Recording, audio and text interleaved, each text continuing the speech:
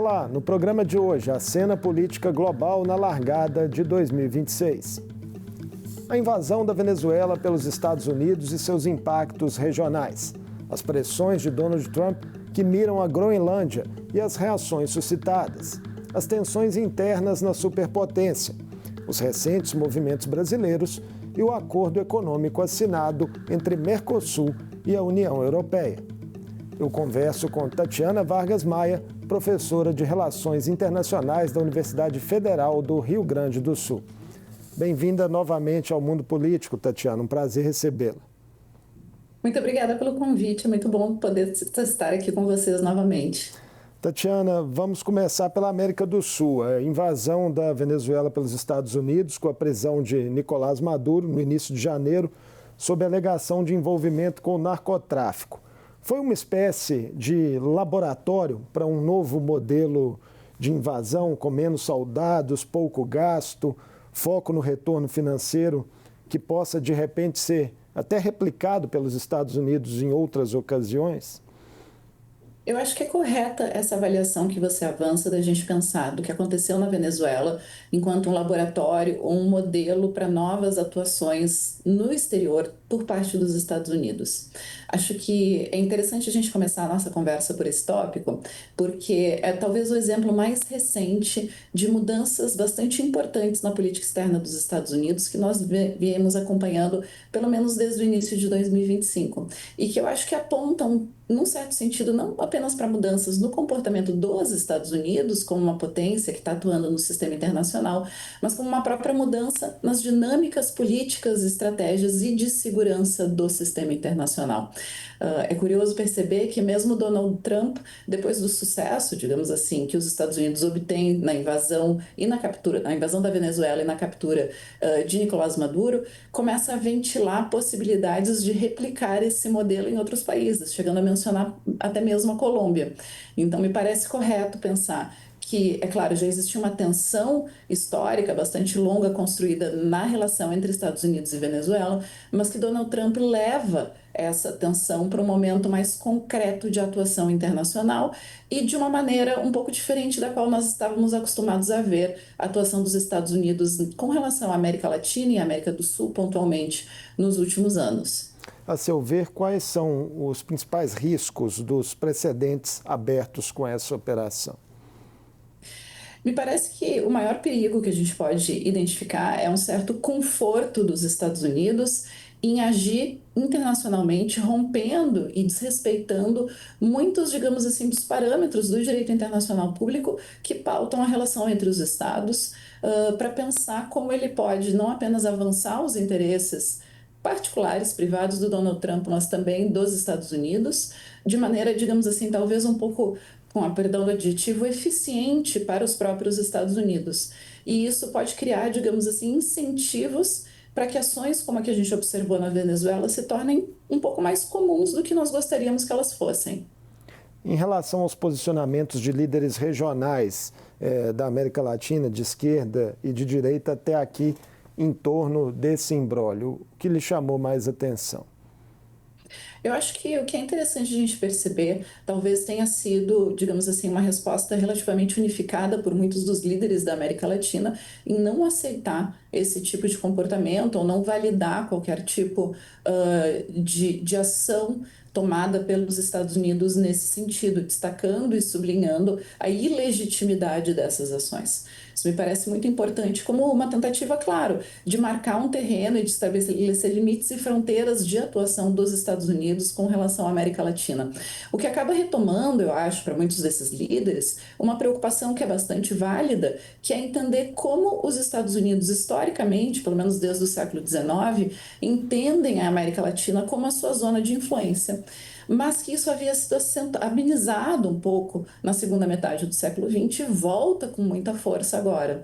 Me parece que essas articulações, no sentido de condenar as ações do Donald Trump de maneira bastante clara, são orientadas justamente para tentar rearticular uma zona na qual nós não estamos tão vulneráveis às decisões dos Estados Unidos nesse novo sistema internacional. No caso dos Estados Unidos, aquela ideia de ressuscitar o conceito de quintal, seria isso, né? Exatamente. Então, o que é possível projetar, Tatiana, em relação aos próximos passos do governo Trump na Venezuela, né, que vem sendo aí interinamente presidida por Delcy Rodrigues? Eu acho sempre difícil a gente pensar em projetar passos, sobretudo quando a gente está falando de um governo que tem um grau de incerteza, digamos assim, na sua atuação que é bastante grande, né? Me parece que lidando com Donald Trump, não apenas com relação à Venezuela ou à América Latina, mas com relação à atuação dos Estados Unidos no cenário internacional, a gente pode destacar e identificar que os últimos 2 anos, pelo menos, né, o último ano, perdão, 2025 e agora o início de 2026, eles são marcados, sobretudo, por uma série de surpresas. Então, existe uma certa instabilidade no sentido de qual vai ser a próxima decisão, qual vai ser o próximo passo desse governo. Inclusive, de ações que muitas vezes nos parecem bastante, digamos assim, fora de uma normalidade e do que poderia ser esperado por parte da atuação dos Estados Unidos. Ao meu ver, isso significa e aponta para esse caráter de novo da política externa dos Estados Unidos no segundo mandato do Donald Trump, que está mudando fundamentalmente os parâmetros de atuação internacional deste país, com o qual nós havíamos nos acostumado do final do século XX para o início do século XXI. Então, eu tenho uma certa dificuldade, confesso, em apontar próximos passos. Inclusive porque o Donald Trump ele age muitas vezes de maneira bastante, para dizer o mínimo, irreverente, né? Não sei se vocês observaram isso, mas ele inclusive estava circulando uma página da Wikipedia falsa na qual ele se colocava como presidente da Venezuela. Eu acho, me parece que é justo, considerando todas essas questões, dizer que os Estados Unidos vão agora, dentro da Venezuela, tentar explorar os seus maiores interesses, sobretudo com questões energéticas e econômicas, né? E aí a questão do petróleo entra de maneira bastante pontual. Agora, como isso vai ser desenvolvido pontualmente, infelizmente eu acho que a gente vai ter que esperar para ver. E do ponto de vista do atual governo venezuelano, né, ele já tinha sua legitimidade contestada por denúncias de manipulação de votos e pela repressão aos opositores. O quão difícil agora é se equilibrar entre recados à sua base interna, as negociações com Trump e também as sinalizações para a comunidade internacional. Me parece que pensar no governo venezuelano agora é observar um governo que está numa situação muitíssimo frágil e bastante, digamos assim, tensionada. E acredito que tensionada justamente por essas dimensões que tu coloca, tensionada domesticamente dentro do seu próprio espaço interno, com uma sociedade que está muito fragilizada e bastante dividida, e isso não é de 2026, a gente tem observado isso há pelo menos 4 anos no mínimo, e agora lidando com a presença dos Estados Unidos e com todas essas tensões para tentar, digamos assim, articular um governo nessas novas circunstâncias. Me parece que e daí retomando a tua provocação inicial de pensar a Venezuela como um laboratório para essas atuações e para a execução de interesses norte-americanos para além das suas fronteiras, é curioso perceber como nós percebemos, ou digamos assim, destacamos a fragilização de espaços domésticos também como um caminho para a consecução desses objetivos. Ou seja, que a tensão agora ela não é só uma tensão externa, como talvez nós estivéssemos acostumados a perceber, mas que uma série de incidentes domésticos acabam criando uma situação que pode ser mais favorável para a atuação dos Estados Unidos nesse contexto e, consequentemente, menos favorável para o governo atual da Venezuela. As ofensivas de Trump na cena internacional, né, vão bem além da América Latina. E aí eu queria falar com você agora, Tatiana, sobre as ameaças recentes dele de anexação da Groenlândia, né, a maior ilha do mundo, administrada pela Dinamarca como um território semi-autônomo. O que Trump mira efetivamente por lá? É interessante perceber essa questão da Groenlândia como também, digamos assim, talvez o eco mais recente de uma atitude que o Donald Trump tem demonstrado desde o início de 2025, que é recolocar a atuação dos Estados Unidos no cenário internacional de maneira mais agressiva e mais assertiva. A gente viu isso com o Canal do Panamá, a gente viu isso com toda a ideia do Golfo do México e o Golfo dos Estados Unidos, na verdade, e agora a gente está vendo isso também com a Groenlândia. Me parece que isso participa desse movimento de recomposição da política externa dos Estados Unidos, que deixa de ser uma política externa na qual os Estados Unidos se viam como os grandes gestores da ordem internacional e que agora parte para uma atitude um tanto quanto mais unilateral de busca de objetivos ou interesses reconhecidos pelos Estados Unidos. Quando a gente está falando da Groenlândia, eu acho que tem uma dimensão que é muito importante da gente perceber, que é a questão do mar do Ártico e da circulação no Ártico. E isso tem a ver também, um tanto, com mudanças climáticas que nós estamos observando e que tem tornado aquela região do mundo não apenas mais navegável, mas tornando ela também um ponto de circulação muito importante, seja para questões da dimensão estratégica e securitária das relações internacionais, ou para questões econômicas. Então, essa projeção, pelo menos essa intenção, tentativa de projeção dos Estados Unidos para aquele espaço, ela não está desvinculada dessas questões. Mas isso não significa que ela é legítima e, pelo contrário, ela aponta para uma reconfiguração de dinâmicas da política internacional que pode parecer esquisito falar isso, mas elas são muito mais agressivas, sobretudo porque elas são muito mais unilaterais.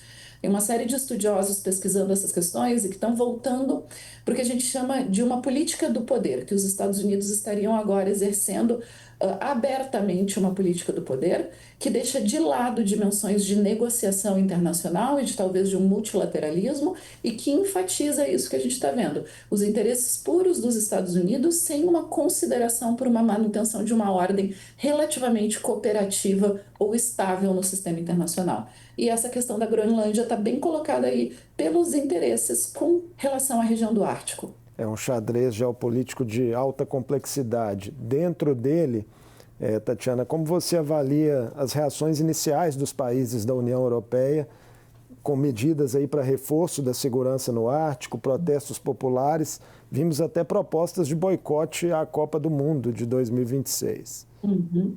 É bem interessante perceber, porque, de novo, talvez eu esteja me repetindo muito, mas é mais um sinal de mudança significativa nas relações internacionais. Desde 1945, no pós-Segunda Guerra Mundial, o que a gente observa é que as relações entre os Estados Unidos e os países ocidentais da Europa era uma relação consolidada de aliança.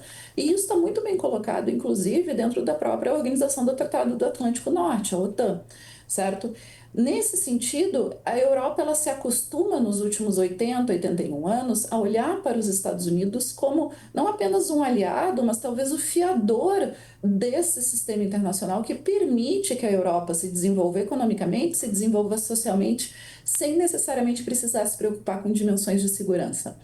As ações do Donald Trump mudam isso radicalmente e colocam todos esses líderes, digamos assim, numa situação de tensão que é bastante nova, se a gente for pensar nessa escala de 80 anos, né, que é uma profundidade temporal significativa para a política contemporânea. Então, todas essas articulações de movimentação de forças armadas e de, inclusive, repensar o escopo da própria União Europeia, que sempre teve um escopo político, social e econômico muito forte, mas não necessariamente um escopo securitário, e que agora está passando por alterações justamente por causa do comportamento, da mudança de comportamento dos Estados Unidos, que estão enfatizando mais dimensões de segurança para a União Europeia do que nós havíamos observado antes. Traz uma mudança muito interessante para como a gente pensa a política internacional, sobretudo porque racha um tanto o que a gente estava acostumado a entender como um bloco relativamente consolidado de estados que agiam em uníssono e dentre os quais nós poderíamos ver alguns tipos de discordância ou de tensão, mas nunca nesse nível de mobilizar tanto as forças europeias contra o que é considerado, ou era considerado até agora, um aliado histórico muito bem consolidado. As diplomacias vão ter trabalho, né, para chegar aí a entendimentos concretos. Exatamente, não, sem sombra de dúvida. Eu acho que essas mudanças todas e esse avanço do Donald Trump para o espaço europeu, ele acaba mobilizando não apenas a diplomacia, mas toda a estrutura dos estados europeus de uma maneira se não nova, bastante inédita, pelo menos nos últimos 80 anos. E isso traz uma série de interações que acabam sendo bastante interessantes, mas bastante preocupantes, porque eu acho que uma das consequências que a gente tem que pensar nisso é que, claro, ainda que os Estados europeus consigam mobilizar recursos significativos, eles não estão tão preparados e não são tão fortes quanto os Estados Unidos são para agir nesse sentido. Então, tem uma fragilidade posta ali que é bastante preocupante também. Ainda temos a questão do Oriente Médio. Trump vem renovando ameaças ao Irã, com quem deseja um acordo nuclear. Até onde essas tensões podem escalar? Me parece que, infelizmente, a gente está lidando com o horizonte do sistema internacional, no qual as tensões têm escalado e podem escalar muito rapidamente. Ah, eu acho que 2025 nos demonstra isso de uma maneira bastante interessante, e 2026 já começa a demonstrar isso. E a gente vê essas tensões em diversas regiões, né? A gente já falou da América Latina e a gente não, a gente falou pontualmente da Venezuela, mas a gente poderia ter trazido a questão dos tarifaços também, de como foi a articulação de negociações entre Brasil e Estados Unidos. A gente falou das tensões dentro da União Europeia e entre Estados Unidos e União Europeia. Agora a gente pode falar também da questão do Oriente Médio, que é uma questão histórica também para os Estados Unidos, né? Para mim, o que isso demonstra, de novo, talvez enfatizando um ponto que eu acho que é o ponto mais importante para falar de relações internacionais contemporâneas e da atuação, não apenas dos Estados Unidos, mas das grandes potências, é que a gente está num momento de transição clara. Transição do quê? De formas de se comportar e de expectativa de comportamentos dos Estados. Desde a Segunda Guerra Mundial, nós havíamos estabelecido um certo consenso de que as relações internacionais elas deveriam ser negociadas, que os Estados deveriam optar como primeiro caminho para a resolução de conflitos ou de tensões alternativas negociadas, ou seja, não violentas necessariamente, para atingir um consenso. O que parece estar acontecendo agora de maneira muito mais clara, da qual uma mudança da qual o Donald Trump participa, mas que não é só dele. Eu acho que a gente vê isso acontecendo muito claramente na Rússia também, essa mudança de comportamento, é justamente perceber um abandono dessa expectativa de negociação e uma ênfase cada vez maior em ação unilateral e muitas vezes uma ação unilateral violenta. A chamada Então, a lei do questão do mais Irã, forte seria isso, né? como, A perdão? chamada lei do mais forte voltar a imperar. Exatamente. Quando eu falo de uma política, da retomada de uma política do poder, é isso, é um comportamento de potências que assumem que elas podem se comportar de maneira agressiva e violenta porque elas conseguem sustentar esse comportamento. Isso não significa dizer que antes essas potências não tivessem momentos de um comportamento como da lei do mais forte, mas que nós tínhamos instituições internacionais que conseguiam de alguma maneira mediar e criar um espaço de negociação. E essas instituições e esses espaços têm sido progressivamente abandonados, o que nos deixa com uma política internacional que, ao meu ver, ela é muito mais crua e que ela lembra muito mais o cenário internacional pré-1914, antes da Primeira Guerra Mundial, do que aquele que a gente conheceu após a Segunda Guerra Mundial. Tatiana, a gestão de Trump também vem subindo o tom internamente contra opositores e grupos vulneráveis.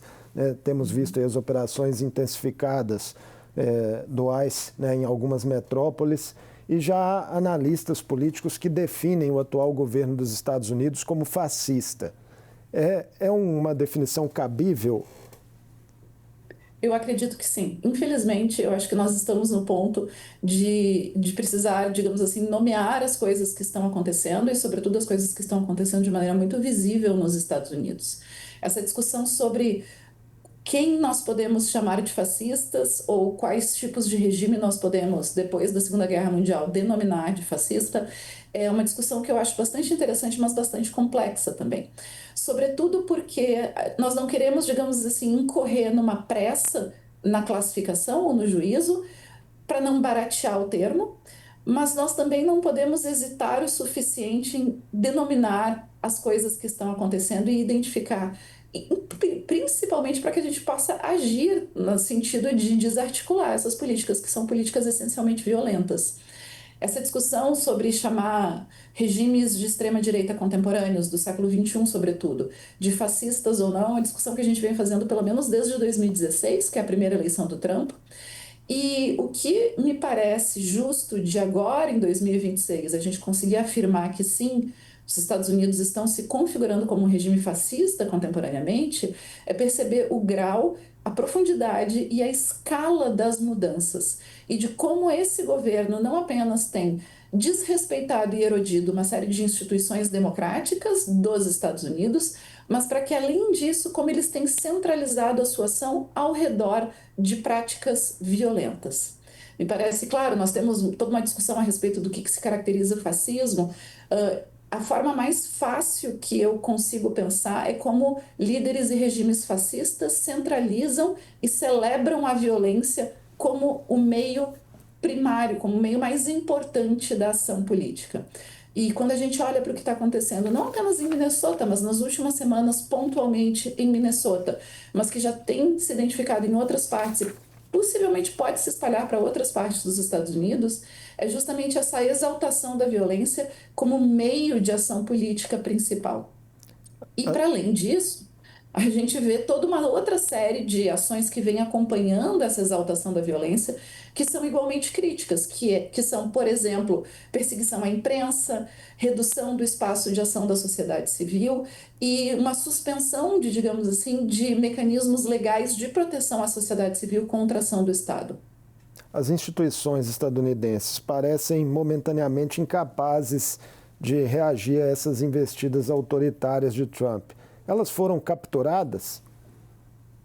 Sim, eu acho que se a gente quer observar esse processo dos últimos 10 anos, considerando o interregno que nós temos ali no meio com o governo Biden, me parece que o que a gente observa nos Estados Unidos é um processo bem sucedido de colonização e captura de muitas dessas instituições. E, nesse sentido, eu acho que a gente admite um certo sucesso da extrema-direita norte-americana, mas, para além disso, para além de admitir esse sucesso, eu acho que é importante a gente destacar e identificar também como o que seria constituído como a oposição ao governo Trump, ela foi muito ineficiente em proteger essas instituições. Eu acho que isso ainda é um espaço de pesquisa e de investigação muito importante que vai ser explorado ao longo dos últimos anos, mas eu sempre fico com a impressão que, sobretudo, os líderes e as pessoas que estão atuando diretamente junto ao Partido Democrata contavam com um otimismo muito grande a respeito da saúde, digamos assim, e da resistência que as instituições norte-americanas tinham. E que talvez elas tenham se mostrado um pouco mais frágeis do que a expectativa de muitos desses líderes de oposição nos Estados Unidos eram. Então, me parece que muito dessa inação dos democratas, fosse entre 2017 e 2020, fosse agora, no último ano, em 2025, de efetivamente fazer mais do que apenas protestar, muitas vezes vocalmente, mas não tomar ações que dessem uma consequência pontual em termos de resistência, nos trouxeram para um momento em que as instituições estão bastante capturadas. A atuação do ICE, que é a Polícia Migratória, me parece que é o melhor exemplo disso, de como eles conseguiram articular essa polícia que atualmente eu não teria, digamos assim, pudor em classificar como uma força paramilitar dentro dos Estados Unidos. Agora, os movimentos brasileiros, Tatiana, Lula e Trump têm dialogado, esses contatos aí já resultaram em supressão de tarifas e sanções ao Brasil, em um convite ao brasileiro para integrar um Conselho de Paz responsável por acompanhar a reconstrução da faixa de Gaza e também na promessa de um encontro bilateral em Washington em breve. O Brasil tem conseguido, com a sua diplomacia, digamos, pragmática, lidar bem com esse personagem?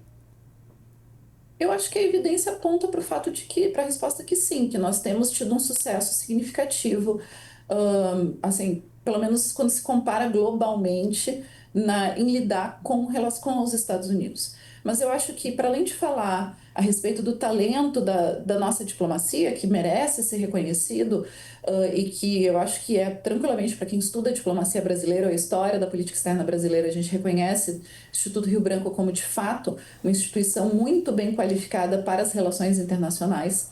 Para além, digamos assim, dessa competência do Rio Branco, eu acho que fala também para a importância que o Brasil assume nas relações internacionais contemporâneas.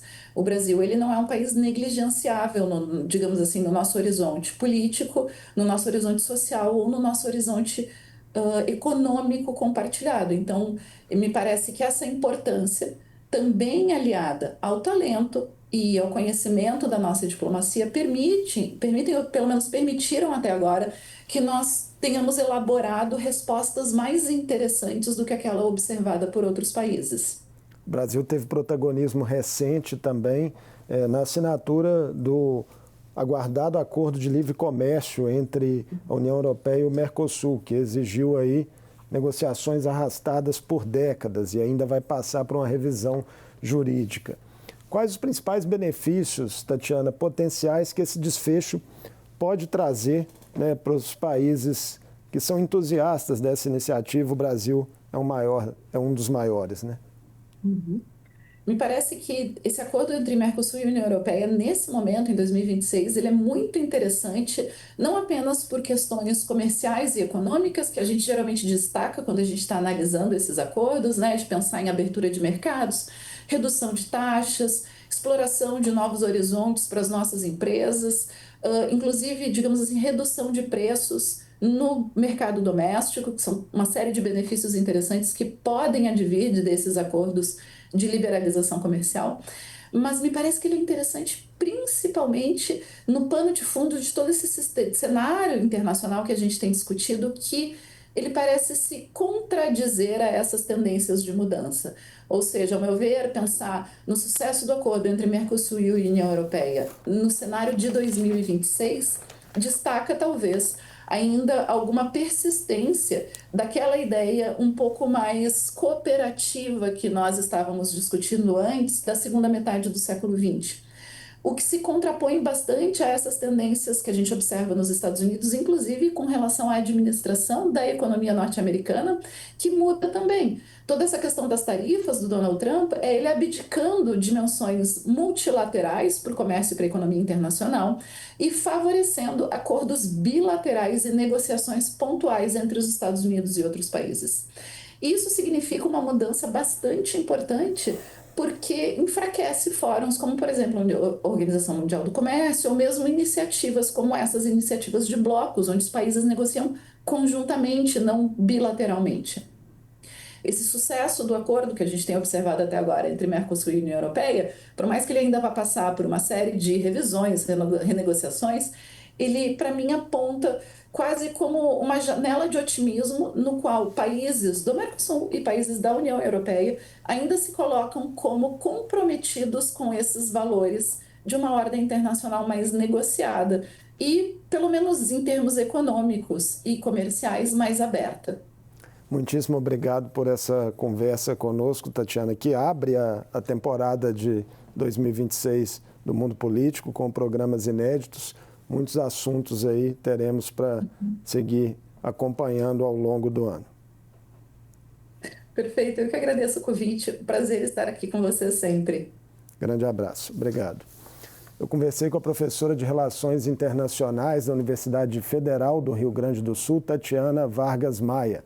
Falamos sobre movimentos em destaque na cena global nesse começo de 2026. Entre eles, as investidas dos Estados Unidos na Venezuela, com a prisão de Nicolás Maduro, as ameaças de Trump de anexação da Groenlândia e as perspectivas que se abrem com o acordo econômico recém-assinado entre Mercosul e União Europeia. O Mundo Político fica por aqui. Obrigado por nos acompanhar e até o próximo programa.